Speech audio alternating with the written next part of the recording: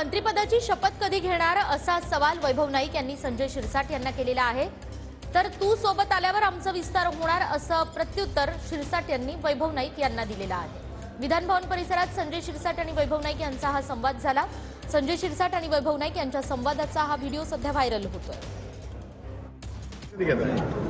आता तू आला तर आमचं रेस्पॉन्सिबिलिटी कधी हे आले अजित पवार आले हे आले अशोक चव्हाण आले आता जयंत पाटील येणार आहे तिकडनं